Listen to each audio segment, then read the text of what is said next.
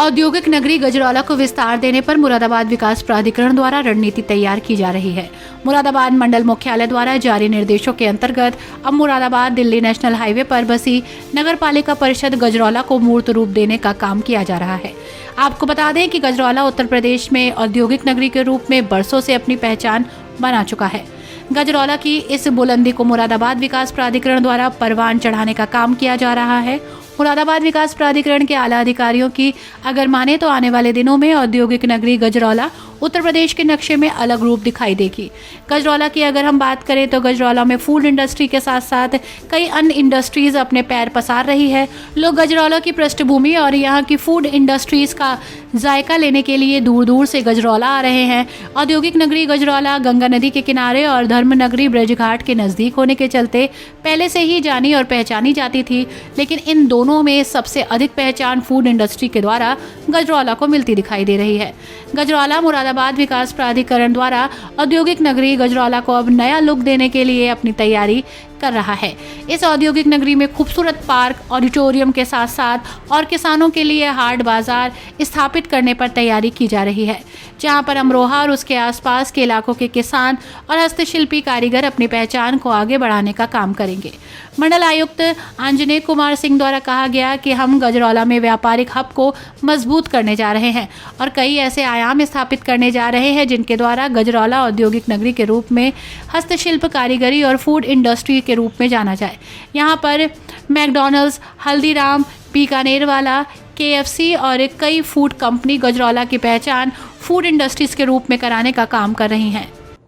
गजरौला के एरिया का विस्तार करने का प्रपोजल पास हुआ है, जिसमें जहां मुरादाबाद विकास प्राधिकरण की सीमा समाप्त होती है वहां से लेकर और गढ़ तक गजरौला का जो क्षेत्र है विकास प्राधिकरण का, उसको हम विस्तार दे रहे हैं और इस उम्मीद के साथ कि भविष्य में अपने आप में एक इंडिपेंडेंट अथॉरिटी की शक्ल लेगा और वहाँ पे डेवलपमेंट की बहुत सारी संभावनाएं हैं।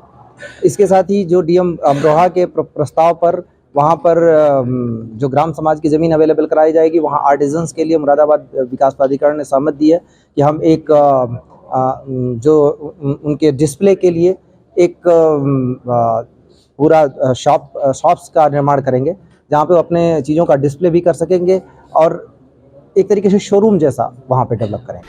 मुरादाबाद विकास प्राधिकरण के उपाध्यक्ष शैलेश कुमार का कहना है कि हमने अमरोहा DM से सहयोग की अपेक्षा की है।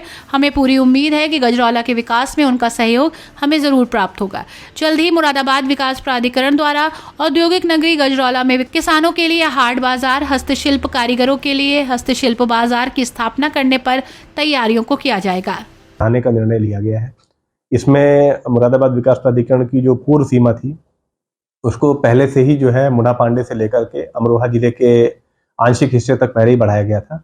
अब जो है इस सीमा को गजरौला विकास क्षेत्र को सम्मिलित करते हुए इसको गढ़मुक्तेश्वर तक बढ़ाने का निर्णय लिया गया है।